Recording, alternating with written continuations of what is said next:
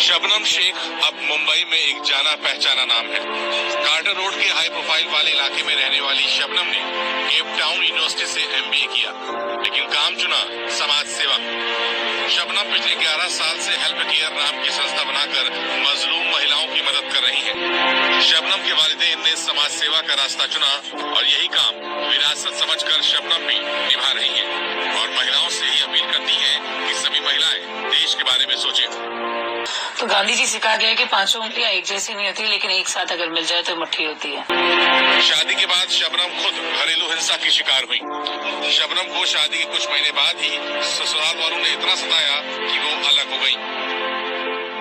Because domestic violence मैंने खुद इतना झेला है अपनी पर्सनल लाइफ में। लोगों की नजर में मैं बहुत एकदम क्रूशल, एकदम कड़क, एकदम बोलते ना हिटलर टाइप ऑफ लेडी हूँ, लेकिन प्लीज मैं ऐसा बिल्कुल नहीं हूँ। खुद पर हुए जुल्म के बाद शबनम ने तय किया कि वो आम महिलाओं को इंसाफ दिलाएंगी और इसके लिए शबनम किसी से पैसे नहीं लेती। इसीलिए मुंबई वासी शबनम को शबनम बाजी के नाम से पुकारते हैं। मजलूम महिलाओं का काम करते समय शबनम को कई बार जान से मारने की धमकी तक आई है। इसके बाद मुंबई पुलिस ने शबनम की सुरक्षा के लिए पुलिस वाले तैनात किए हैं। शबनम की बांद्रा कार्टर रोड वाले ऑफिस में रोजाना महिलाएं अपनी समस्याएं लेकर आती हैं। मुंबई में सोशल वर्क के लिए शबनम शेख को कई बार बेस्ट सोशल वर्क अवार्ड से भी नवाजा गया है।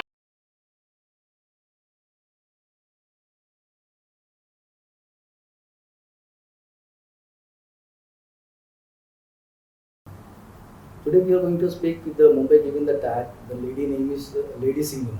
She speak with the whatever, whenever she feels comfortable, kind of any kind of uncomfortable illegal activities. So she comes home. We have seen her so many things. She is, you can say, the controversial lady, but she is genuine.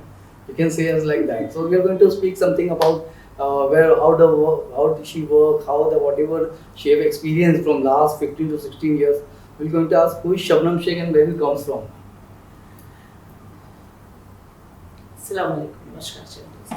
जैसे कि आप सब जानते हैं कि जब भी मैं शुरुआत करती हूँ तो अल्लाह के कलाम से करती हूँ, क्योंकि एक सच्चा हिंदुस्तानी हूँ तो मेरे देश के सभी लोगों को मेरा बात करना बेहतर लगना चाहिए।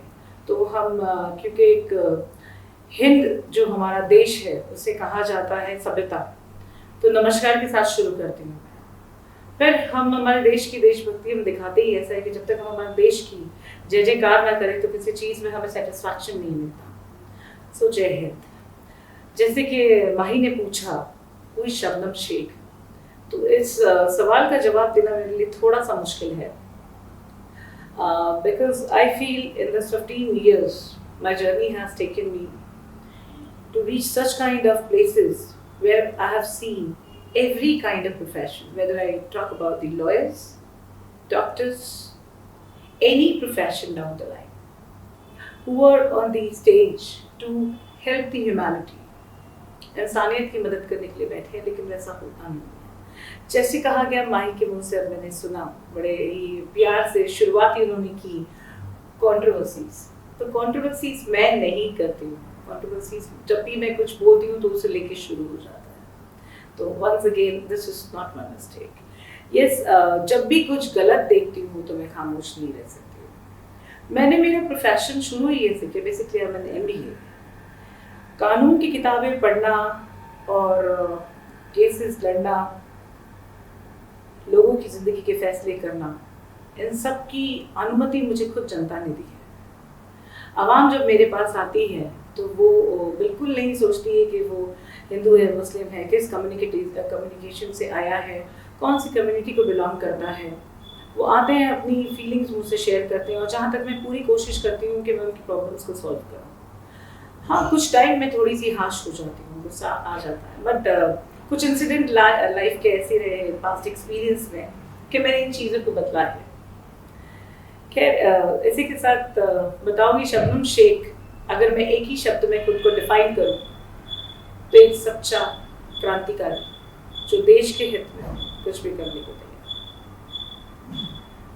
हेल्पकेयर फाउंडेशन को हाउ मेनी ऑफिशियली स्टार्टेड की, कितने साल हो गए हेल्पकेयर फाउंडेशन को जो काम कर रहा है समाज में? हेल्पकेयर foundation, you can say Helpcare foundation is my baby. You can't even say it is my baby. When I was 18, I have started this venture of living for others, helping others in that ground where nobody stand for. जब हम शुरुआत करते हैं किसी भी चीज़ की तो हमारे घर से शुरू करते हैं। तो हेल्थ केयर को बेसिकली मैंने स्टार्ट किया था 24 अगस्त 2005, okay, where I've decided I'll start an NGO who going to basically fight against the domestic violence happening inside the house, where nobody's witnessed how the victim is facing the troubles, which is not for a day, which is not for an hour. It is a long journey when a person really facing for it. So basically, the establishment of healthcare, it has been happening 14th of December 2005. So ma'am, until unless how many successful cases you have completed here? Again, it's a difficult question, Mahi, because it's been really long journey. Approximate, I can say, in the level of my mind, if I really remember, it's more than 12,000 cases. It's more than 12,000 cases I've been battled till the date. And I have taken an oath of not making divorce happen in life of any human tendency. So I have always tried to make a settlement between husband and wife while giving them counseling, while solving their financial problem, the mental problem, the basic trauma which is there happening in every house down the line. Wherever you see a married couple, they can't be zapped, they can't be silent. They always, when 4 vessels are there inside the house, we say, हम कहते हैं, हमारे हिंदुस्तान की पुरानी कहावत है, घर में 4 बर्तन होते हैं तो बचते ज़रूर हैं। तो हर फैमिली में झगड़े होते हैं, बट उनको सही मार्गदर्शन नहीं मिलने की वजह से वो डिवोर्स जैसी चीज़ों तक पहुँचते हैं।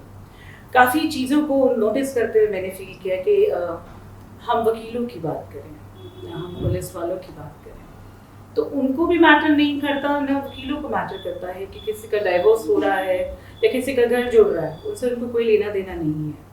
कानून ने जो कहा है वही किया जाता है। मैं थोड़ा सा कानून के अलावा पर्सनल लेवल पे ये सोच के चलती हूँ कि क्योंकि शादी एक बड़ा डिसीजन है, ठीक है, तो शादी बार बार तो होती नहीं है, और इंसान शादी तभी करे मेरे हिसाब से जब वो सोचता है कि वो इस एक इंसान के साथ में पूरी जिंदगी जी सकता है विद ड्यू ऑल रिस्पेक्ट, जैसे वो अपनी माँ की करता है, अपनी बहन की करता है, अपने घर में वो उस इंसान की रिस्पेक्ट करता है जिससे वो सबसे ज़्यादा प्यार करता है।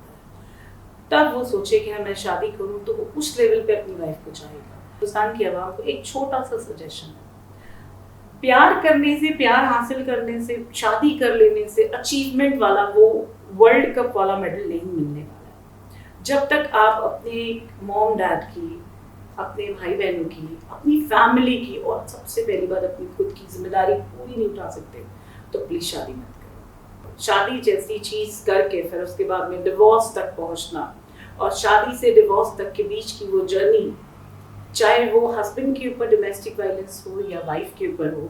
मेरे पास ऐसे भी केसेस कई सारे आए हैं जिसमें कि सास यानी कि मदर इन लॉ के ऊपर बहू है डोमेस्टिक वायलेंस करती है। तो इट हैपेंस कि जब तक आप एक स्टेबल सिचुएशन में नहीं होगे तो आप किसी भी चीज़ का सही डिसीजन नहीं ले सकते। तो बेटर शादी का डिसीजन तब लेना जब आप खुद सोचते हो कि you are versatile and you really can do the well. So marriage is a big step of comfort. आप ऑफिशियली एक बुक लेकर आ जाते हो, आप ऑफिशियली एक घर में गार्जियन लेकर आते हो, आप ऑफिशियली आपकी एक लीगल एडवाइजर लाते हो, ऑफिशियली आप अपनी गर्लफ्रेंड लेकर आते हो जिसके साथ में आप अपने मेमोरेंडम स्पेंड कर सकें। So think over it. Which one is the biggest challenging cases now, and which was the very worst experience for your life? I can't see any challenges in life because I feel nothing is impossible.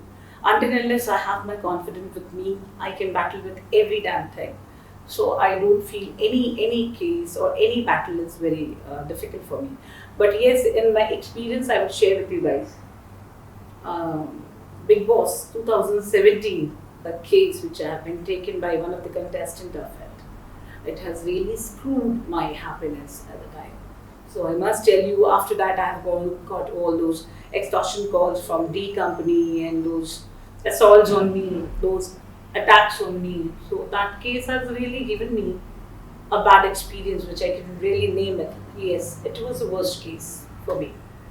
So like कि किस तरीके से उसमें आपको उस दौर में अपने आप को कैसे आप मैनेज करते थे, चीज़ों को जवाब करना, अपना स्ट्रेस लेवल और लोगों को डील करना, और फिर आपकी कंसिस्टेंट लाइफ में भी जो है डेली बेसिस पे केसेस भी आ रहे थे, तो उसको आपने कैसे किस तरीके को अपने आप को बैलेंस किया?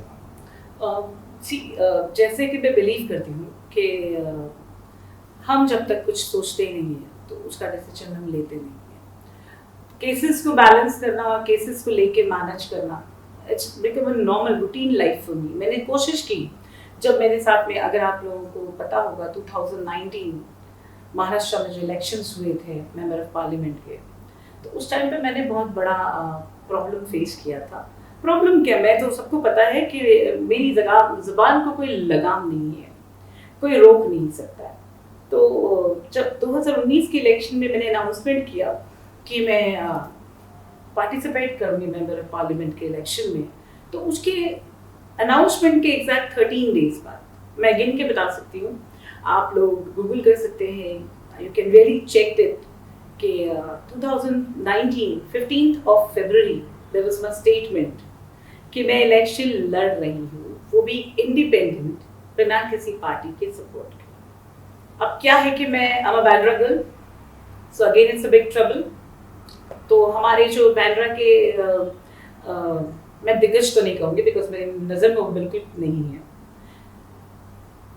आप ये कह सकते हो कि बैंड्रा के जो हडल्स हैं, जो यहाँ की जनता को वास्तविकता में, रियलिटी में तकलीफ पहुँचाते हैं। मैंने देखा है पॉलिटिकली जो भी हुआ है, चाहे वो पटेल नगरी में आग लगनी हो, या फिर यहाँ के स्लम को कुछ होना हो, वहाँ की मस्जिद का नहीं डेवलप होना हो, या किसी की बिल्डिंग पूरी की पूरी प्रॉब्लम में है, वो गेट सॉल्व हो जाती है by the other supports of central political party of India. तो इन लोगों ने जो प्रॉब्लम क्रिएट की थी, उस वजह से मैंने कुछ केसेस को लेना बंद किया, सोच लिया था कि अब मैं नहीं लड़ूंगी। 2019 के इलेक्शन में जब ऐसा हुआ तो मैंने सोचा मैं नहीं लड़ूंगी, बट वैसा मैं 24 आवर्स के लिए भी खुद को मैनेज नहीं कर पाई। I could not stop myself, क्योंकि जो देशभक्ति की जो प्रॉब्लम होती है ना, कीड़ा होता है ना, वो मरता नहीं है।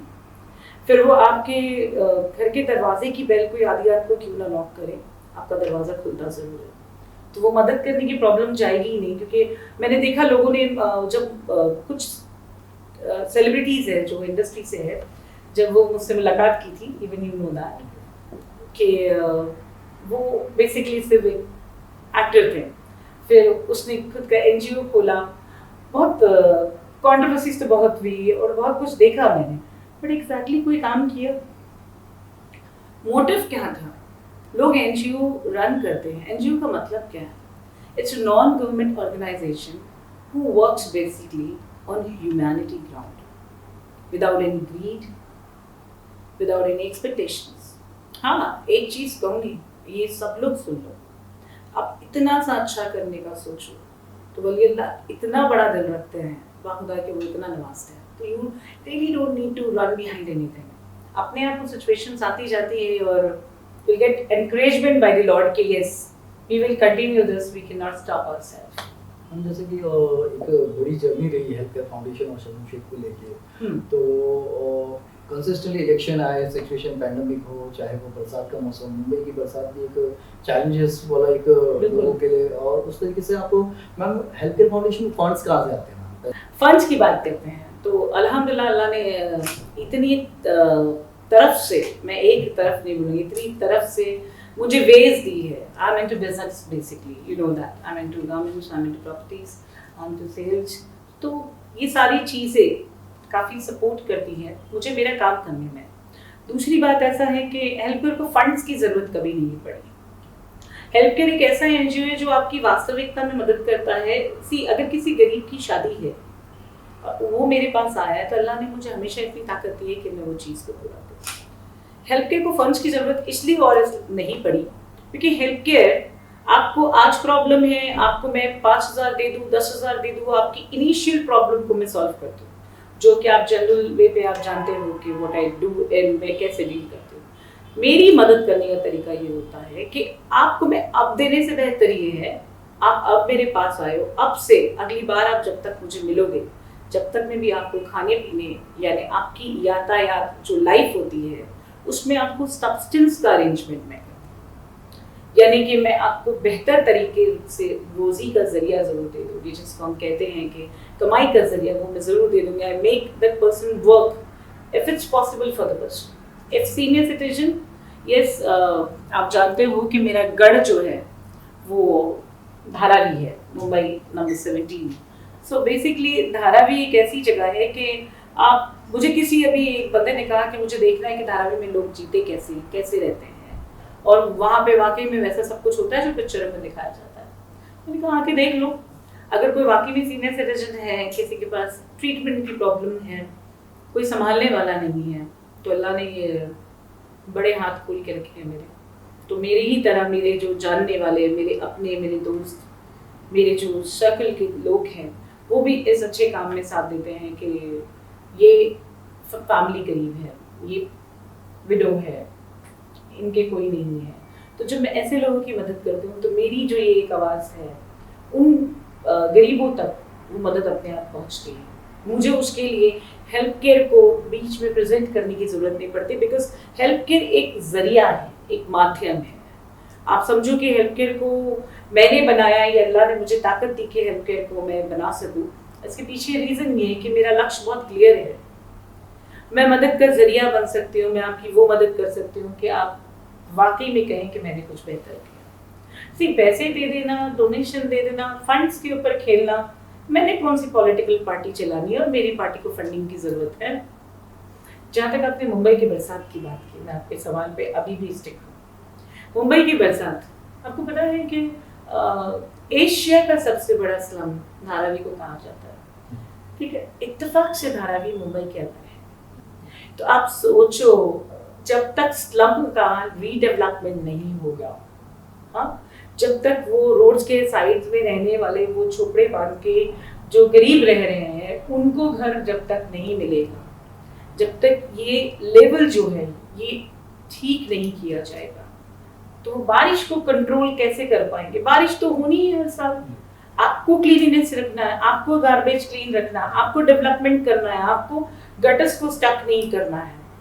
देखो, प्राइम मिनिस्टर मोदी है, मिस्टर मोदी से तो मैं बिल्कुल कितनी खुश रहती हूँ, सब लोग जानते हैं। मैं शब्दों का प्रयोग करके बिल्कुल वक्त ज़ाया नहीं करना चाहती। तो मोदी जी को देख लो, मोदी जी थोड़ी ना के धारावी में बैठेंगे बाकड़ा डाल के, हाँ, वहाँ के नगर सेवक हो या वहाँ की एमएलए हमारी शिक्षा मंत्री वर्षा गायकवाड़, उनको पूछो ना, जब से वो शिक्षा मंत्री बनी है कितने बच्चों को उन्होंने शिक्षा दिलवाई है, कितने बच्चों की स्कूल की फीस उन्होंने भरी है।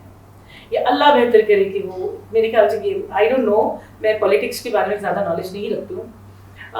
वो कितनी भी बार बनी है, सेकेंड थर्ड टाइम वो शिक्षा मंत्री बनी है, मतलब एमएलए है धारावी की, उन्होंने कितनी बिल्डिंग्स बनाई हैं। समझो, अगर झोपड़ियाँ वैसे ही रहना है तो वो हम कौन से ज़माने की बात करेंगे कि जब वो स्लम रहा करता था। There was a development always go on. वो फ्लोर के ऊपर फ्लोर बनते गए, बिल्डिंग्स बनते गए, टावर्स बनते गए। आपको खुद को पता है कि इंडिया में कितना डेवलपमेंट हो गया, तो धारावी में कब होगा डेवलपमेंट? धारावी छोड़ो, मुंबई में कब होगा डेवलपमेंट? ये जो स्लम्स है, जब तक ये डेवलप नहीं होंगे, जो वेन्स होते हैं ना, नसों को ठीक नहीं किया जाएगा। ऊपर से आप मेकअप, डेंटिंग, पेंटिंग सब करते हो मोदी जी, लेकिन उससे कुछ मिलना तो है नहीं। अंदर से आप ठीक नहीं करोगे, सब आप डेवलप करो, गंदगी क्लीन होगी, बारिश आएगी अपने मौसम में, बारिश मजे लो बारिश के और जिंदगी जो सकूंगी। बारिश नहीं आने से तो जी भी नहीं सकते। बारिश को बोलते ना, कोसने से बेहतर ये है कि आपका काम करने का तरीका चेंज करो, जो डेली में जरूरी है। मुंबई की बारिश परेशान नहीं करती है। हेल्थकेयर किस तरीके के केसेस को फेस करता है? Like what subject you are working for? See, basically, as I said, I work for domestic violence. Healthcare शुरू करने का रीज़न ही ये था। When I was 16, पता नहीं वो कौन सी एज थी, I got married, and when I got separated, I was 18. 18 साल की उम्र में मैं सेपरेट हुई। So that journey has really taught me one thing, कि शादी जिंदगी का सबसे सही डिसीजन नहीं हो सकता मेरे हिसाब से, जब तक तुम्हारी फैमिली की मर्जी ना। क्यों मैं हमेशा जब भी, ये 15-16 साल से मैंने लोगों को ये समझाया है कि decision of marriage is a big decision. तो फैमिलीज डूबती है। अगर आप वाकई में वेस्टर्न कल्चर को फॉलो करते हो कि आपने शादी की, आपकी मॉम को, आपके फादर को, आपकी फैमिली को किसी से कुछ लेना देना नहीं है, दोनों वर्किंग पर्सन है, इंडिपेंडेंट है, तो शादियाँ बिल्कुल मैटर नहीं करेगी, आप किसी से भी कर लो। But when you are associates and join with your family, तो रियली मैरिज मैटर्स। हिंदुस्तान की सबसे बड़ी प्रॉब्लम ये है कि यहाँ पे दावरी यानी कि आप ये कह लो दहेज देने को फैशन माना जाता है। वो फिर यहाँ से यहाँ तक का गोल्ड पहनाना हो या फिर वो घर के सारे इक्विपमेंट्स के साथ में फ्लैट की चाबी भी देना, और गाड़ियाँ तो फैशन है, ट्रेंड है, तो हिंदुस्तान का ये ट्रेंड कभी चेंज नहीं होने वाला है। तो बेसिकली मैंने वो जो दहेज, वो दावरी, बल्कि मेरे पेरेंट्स से सब कुछ बेस्ट करने के बावजूद मैंने बहुत झेला, and which has really took me away कि मुझे लगा कि मैं मेरी ज़िंदगी को अब अकेले जीना होगा। और जब मैंने डिसीजन लिया, so my daughter was only 8 months old, 8 महीने की थी Fiza. So now Fiza is 17, so you can really make out it's a big journey to be. अब कहते हैं ना 5 उंगलियां एक बराबर नहीं होती, तो हर लड़का भी बुरा नहीं है, हर ससुराल वाले भी बुरे नहीं होते। तो ये इन एक्सपीरियंस में एक तो लड़कियों की तरफ से लड़ रही हूँ मैं, उसके अलावा male harassment, male torturing, okay. वो हस्बैंड को बीवी का बॉयफ्रेंड फोन करके बोलता है, तूने रेंट के पैसे डाला क्यों नहीं, तूने घर का इलेक्ट्रिसिटी बिल भरा क्यों नहीं। डूड, उसकी वाइफ के साथ तू रह रहा है, वो बेचारा झेल रहा है ये सब चीज़ों को। तो ऐसे भी केसेस हैं मेरे पास। तो हमेशा मर्द भी गलत नहीं होते। तो हेल्थ केयर बेसिकली सिर्फ और सिर्फ औरतों के लिए नहीं, मैं ऐसा नहीं कहूँगी। यहाँ पे मर्द भी अपनी तकलीफ लेके आ सकते हैं। बेसिकली आप जब अपनी तकलीफ मेरे पास लेके आते हो तो मैं कोशिश ये करती हूँ कि अगर आपकी प्रॉब्लम सॉल्व हो सकती है तो मैं आपका घर छोड़ूंगी, मैं डिवोर्स नहीं करवाती, I am strictly against divorce. लेकिन अगर वाकई में कोई शादी टिक नहीं सकती और वो शादी का वो जो क्या बोलते हैं आप, जिम्मेदारी, उसको आप उठा के आप भारी लेकर चल रहे हो, तो आगे फिर क्राइम ही होना है। तो वो क्राइम होने से बेटर ये है कि फिर वो मैरिज को डिसॉल्व करो। This is what we need. Ma'am, what are the number cases you facing? I mean कि क्या परसेंटेज है डोमेस्टिक वायलेंस की केसेस ज़्यादा आ रहे हैं या क्राइम की केसेस ज़्यादा आ रहे हैं, या फिर लाइक किस तरीके के केसेस ज़्यादा you facing ma'am? Majority as I said domestic violence के केसेस सबसे ज़्यादा आते हैं। इसके अलावा क्रिमिनल केसेस भी आते हैं। जैसे पुलिस स्टेशन में कोई जाता है और उसकी कंप्लेंट नहीं ली जाती है किसी भी सूरत पे, बेसिकली आप पुलिस स्टेशन जाओ तो आपकी कंप्लेंट लेना ही उनका काम है। पहले तो सैल्यूट है इंडियन पुलिस फोर्स को कि वो अगर काम नहीं करेंगे तो हम घर में सुकून से बैठेंगे नहीं। तो काफ़ी हद तक कोशिश तो यही होती है कि 99% लोगों के कंप्लेंट्स और केसेस जो रजिस्टर होते हैं, जिनके नहीं होते 1%। आप समझो कि किसी ऑफिसर का पर्सनल स्ट्रेस होगा, टेंशन में हो, काम का स्ट्रेस ज़्यादा है, अभी लॉकडाउन का टाइम है, इसमें से कि नाकाबंदी बाहर ज़्यादा है, प्रोटेक्शंस की चीज़ें ज़्यादा है, तो इस टाइम पे लोगों की कंप्लेंट्स लेना जो है पुलिस स्टेशन में थोड़ा कम किया गया है। रीज़न ये है कि पेंडेमिक की वजह से, क्योंकि गवर्नमेंट भी यही चाहती है कि आप घर पर रहो, बाहर निकलो मत, क्राइम होगा नहीं तो प्रॉब्लम्स नहीं होगी। लेकिन घर के अंदर रहने में क्राइम ज़्यादा हो रहा है ना, बेसिकली डोमेस्टिक वायलेंस बढ़ जा रहा है और पति पत्नी के झगड़े बढ़ रहे हैं। तो मैं तो यही चाहती हूँ कि अगर पति पत्नी के बीच में कोई प्रॉब्लम हो तो वो बेटर काउंसलिंग के लिए जाए। आपको लगता है ऐसा कि you need a better solution, तो in fact you can come to me. मैं कोशिश यही करती हूँ कि हस्बैंड वाइफ की जो प्रॉब्लम्स है वो सॉल्व करें और उनका घर टूटने ना दें। तो बेसिकली ज़्यादा केसेस फिलहाल पेंडेमिक में भी देख लो, पॉपुलेशन में कोई फ़र्क नहीं हुआ है माशाल्लाह। जो ग्रेट ग्रोथ है इंडिया की पॉपुलेशन की वो बढ़ते ही जा रही है, उसमें कहीं पे भी कटौती नहीं है, इजाफा ही इजाफा है। तो मैम, डोमेस्टिक वायलेंस का जो शिकार हो रहे हैं उनके आप कैसे मोटिवेट करने वाला क्या मैसेज देंगे उनको स्ट्रेंथ? देखो माही, एक केस अभी रिसेंटली मेरी लाइफ में ऐसा आया है जिसने मुझे 15 साल के करियर में इतनी ज़्यादा गंदगी मैंने किसी केस में नहीं देखी थी।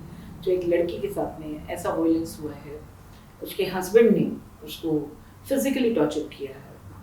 देखो वायलेंस में आप ये समझो कि मारना, तोड़ना, गाली देना, बदतमीजी करना, जलील करने के अलावा अब एक नया ट्रेंड बन गया है वायलेंस में। आप कहो तो वो बेसिकली हस्बैंड समझते हैं कि वो वाइफ नहीं स्लेव लेकर आते हैं।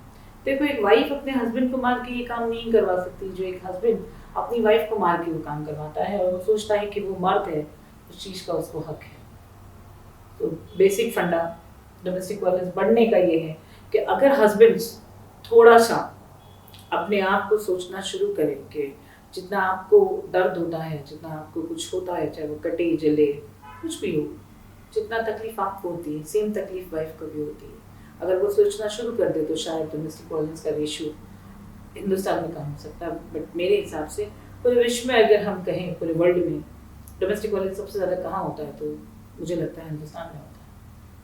हम जैसे कि सारे केसेस को आप फेस करते हो, जी। जब इस चीज़ को जब सॉल्व करना होता है तो आपको लोगों को कनेक्ट करना होता है, तो उसमें आपकी दुश्मनी नहीं होती है, और दुश्मनी होती है तो किस तरीके से आपकी दुश्मनी होती है? बिल्कुल ऐसा होता है कि मेरी कोशिश ये होती है कि अगर एक पक्ष मेरे पास कंप्लेंट देने आई है, जैसे कि लड़की की बात ले लो, किसी लड़की ने आके कंप्लेंट की है, उसके हस्बैंड से उसको प्रॉब्लम है और ससुराल वालों से प्रॉब्लम है, तो हम हमेशा एक कॉल करते हैं हस्बैंड को भी कि आपकी वाइफ आई है, इसकी ये प्रॉब्लम है, ये कंप्लेंट कर रही है और ये कह रही है कि कोई इसकी मदद करने वाला नहीं, तो इस सूरत पे आपको भी आपका पक्ष आके रखने की इनविटेशन, इजाज़त, जो भी कहो, परमिशन, हम बुला रहे हैं तो ये कहिए कि आपको इनविटेशन है, क्योंकि आपको आना है, ये आपकी ज़रूरत है, समझे। ऑर्डर मेरा इसलिए है कि देखो यार, मेरे लिए सिर्फ एक केस है, आज आपकी वाइफ बैठी है, दिन भर में मेरे पास, आप किसी को भक्ति से रोक नहीं सकते, चाहे वो किसी मज़ार में जाके जियारत करे, किसी मंदिर में जाके वो जियारत करे, या वो किसी पत्थर के सामने सर टेके। आपको पता है जिंदा लोगों को लोग पूजने लगते हैं, तो मैं किसी को ये नहीं कहती कि लोग मुझे पूजो, बट यस, इंसाफ की देवी लोग मुझे ज़रूर कहते हैं। रीज़न ये है कि मुझे मैटर नहीं करता कि आप किससे कनेक्टेड हो, आप कितने बड़ी फैमिली से हो, आपके पीछे बैकग्राउंड में कौन है, आप मेरा क्या बिगाड़ लेंगे अगर मैं आपके खिलाफ आवाज़ उठाती हूँ, तो मुझे कोई फ़र्क नहीं पड़ता। क्योंकि देखो, एक ही जान है, अल्लाह ले या मोहल्ला ले, और मोहल्ले में दम नहीं है, जब भी लेना होगा अल्लाह लेगा, तो दुश्मनी तो बननी है। अगर हमने अच्छा कहा दोनों पक्षों को, और दोनों ने अगर सुलह कर ली, उनका घर बस गया, देखो इसमें मेरा कोई फ़ायदा नहीं। कभी ऐसा हुआ कि केसेस को सुनते सुनते किसी की दुश्मनी को आपकी पर्सनल दुश्मनी हो गई इस चीज़ को लेके? I must laugh on this. ये बहुत सारे टाइम हुआ है। मैंने देखा कि सोशल मीडिया पे, यूट्यूब पे एक वीडियो है जिसमें मैंने एक बंदे को बहुत तबीयत के थप्पड़ बजाए हैं। लोग मेरे थप्पड़ों के लिए बहुत जानकारी रखते हैं कि थप्पड़ मेरे बहुत जोरदार होते थे, अब नहीं मारती हूँ मैं। मैंने ये अपनी ये जो हॉबी थी मिस्टेक करने की, वो चेंज कर दी है। रीज़न ये है कि बेनिफिट कुछ नहीं है, लॉस कुछ नहीं हुआ, मेरा बेनिफिट भी कुछ नहीं। वो उस बंदे को मैंने इतने थप्पड़ मारे थे, उसने कुछ 1.25 महीने की बच्ची को पट्टे से मारा था। बेल्ट, जो हम बेल्ट पहनते हैं, उस बेल्ट से मारा था। वो बेल्ट वो बच्ची के पीठ पे रिप हो गया था, निशान आ गया था। ऊपर से उसने फ़ोन पे मेरे किसी एम्प्लॉय को ये कहा था कि जा, नहीं आता, जो करना है कर ले, और बच्चा नहीं दूंगा। और 20-25 लड़के लाके शबनम शेख का ऑफिस तोड़ दिया। हाय, फिर तो वो मेरे सामने आ गया था। फिर वो मेरे सामने आया तो मैंने उसको जो थप्पड़ बजाए, शायद ही आपने कहीं भी देखेंगे, थप्पड़ जरूर देखना है एक बार। छोटी सी बच्ची का केस है। लोगों ने फिर आपको उसको गलत कोड किया था कि दिस इज योर, हाँ, लोग कहते हैं मैं गलत करती हूँ, wrong direction you are giving to the youth. अच्छा, रॉन्ग डायरेक्शन। मुझे एक बात बताइए, मैं रॉन्ग डायरेक्शन अगर यूथ को दे रही हूँ, तो वो जो औरत, औरत नहीं कहूँगी, वो लड़की सिर्फ 19 साल की थी, जिस बच्ची का केस ये है। 19 साल की बच्ची अगर मेरे दरवाजे पे भाग कर आती है और कहती है कि मेरा 1.25 महीने का बच्चा, नॉट इवन 40 डेज, 1.25 महीना, कुछ 1 महीना 4-5 दिन का बच्चा था, उसके हस्बैंड ने छीन लिया और उसको मार के निकाल दिया, और पुलिस स्टेशन वो गई तो हस्बैंड को फ़ोन लगाया गया, तो हस्बैंड का फ़ोन बंद था। पुलिस ने जाके उस एरिया में, मैं ये केस के ऊपर आप लोगों को, मैं कोई भी बातें है ना हवाओं में नहीं करती, I talk really which is serious. जब वो पुलिस वहाँ पे पहुंची तो वो बंदा वहाँ पर नहीं था, वो 1.25 महीने के बच्चे को लेकर गायब हो गया, ठीक है। और जब वो लड़की रोकर आई तो उसने कहा कि मुझे मेरा बच्चा चाहिए। और आपको शायद पता ना हो, बट एक माँ जिसका बच्चा 1.25 महीने का होता है, वो बच्चा अगर सुबह के 4 बजे से शाम के 8 बज गए थे जब वो लड़की मुझे मिली थी, it was that difficult for her to reach me. तो वो उसके बच्चे को दूध पिलाना भी बहुत ज़रूरी था। उस लड़के की माँ ने उस लड़की को कनेक्ट किया, कॉल किया और कहा कि बच्चा वो किसी के पास लेके जाके छोड़ा है। वो लोगों ने वीडियो कॉल पे देखा कि वो बच्चा उधर पे न्यूड, कुछ भी नहीं पहना होता बच्चा, पूरी तरह न्यूड बच्चा, वो रो रहा है। वो लड़की वहां पे पहुंची और पहुंच के कहा कि मेरा बच्चा दो। जिस जगह पे उसने बच्चा रखा था उसने कहा बच्चा दो, तो उसने कहा कि बच्चा देने तैयार नहीं। तब मैंने मेरे स्टाफ को भेजा, मैंने बोला जाके वो बच्चा लेकर आओ। तो जो बच्चा लेकर आया तो बच्चे की पीठ पूरी नीली, 1.25 महीने के बच्चे को कोई जानवर ही होगा जो मारता होगा। शराब ऐसी भी क्या शराब होती है कि तुमको तुम्हारा बच्चा याद ना हो, कि वो बच्चा मासूम है, वो बोल भी नहीं सकता है। अगर मेरा उस तरह उसको मारना, उसकी धुलाई करना, तबीयत की धुलाई करना गलत लगता है तो आई एम सो सॉरी। उसकी रिक्वेस्ट और उसकी परमिशन है ना उस लड़के की माँ ने ही दी थी कि आप जब वो आपके सामने आए, मैं आपके वीडियोस देखती हूँ, मैं आपकी बहुत बड़ी फैन हूँ। वो आंटी ने मुझे कहा, बोले उसका मुंह टूटे तब तक थप्पड़ मारना उसको। तो उसकी मम्मी का कहना था कि ये करो, और वो बच्चे को, जो वो बच्चा गायब हुआ, पुलिस नहीं ढूंढ पाई थी। I must tell you on this case, police वो बच्चे को नहीं ढूंढ पाई थी क्योंकि वो शराबी इंसान बच्चे को लेके गायब हो गया था। अगर उसकी खुद की माँ ने वो बच्चे की इन्फॉर्मेशन नहीं दी होती तो शायद वो केस सॉल्व भी नहीं होता, उस औरत को अपना बच्चा भी नहीं मिलता। तो मारना हमेशा गलत नहीं होता। लोग समझते हैं कि मैं गलत करती हूँ। एक लड़की का केस था जिसमें उसके हस्बैंड ने उसको वो कुछ मैटर, उनके बीच की प्रॉब्लम हुई होगी, उसने आयरन रॉड दे के मारा सर पे उसके। वो लड़की का सर यहाँ से यहाँ तक एग्जैक्ट ये पूरा ओपन हो गया था। 34 स्टिचेस आए थे लड़की को। लड़की जब मेरे पास आई, वो भी वीडियो आप ऑन एयर देख सकते हो, लड़की ने मुझे कहा कि आपको मुझे मेरे हस्बैंड को छोड़ना नहीं है, लेकिन मैं मेरे हस्बैंड को इस चीज़ की सजा दिए बिना रहना भी नहीं चाहती। मैं चाहती हूँ कि आप उसको उतने ही थप्पड़ मारो जितने मेरे को स्टिचेस आए। तो जब उसके हस्बैंड का और मेरा सामना हुआ था, आई could not stop my self. मैं ये नहीं कहती कि मैंने उसको 34 थप्पड़ मार दिए। यस, वो मेरे 2-4 थप्पड़ों से आज तक भी वो लड़का लड़की खुश रह रहे हैं, उनके 2 बच्चे भी हो गए। तो कुछ जगहों पे हमारे टीचर्स ने भी हमारे साथ में स्ट्रिक्ट बिहेव किया है, ठीक है। तो वो कुछ ऐसे स्ट्रिक्ट डिसीजंस लाइफ के ज़रूरी होते हैं जिससे लाइफ चेंज हो सकती है। मैम, जैसे कि आपका प्रीवियस स्टेटमेंट था कि बुर्खा पहन के जो लोग पुलिस स्टेशन जा रहे हैं उनके केसेस वगैरह नहीं ले, वो क्या था एक्चुअली मैम? ओके, मैं फिर कहूँगी कि ये सब जगह नहीं होता है, बट एग्जैक्टली जब बुर्खा पहन के लेडीज़ पहुँचती हैं पुलिस स्टेशन में, तो मैंने ज़्यादातर लड़कियों को जब यहाँ पे आकर रोते हुए देखा है, तो उनका कहना है कि पुलिस स्टेशन में उनकी रिस्पेक्ट ही नहीं की जाती है।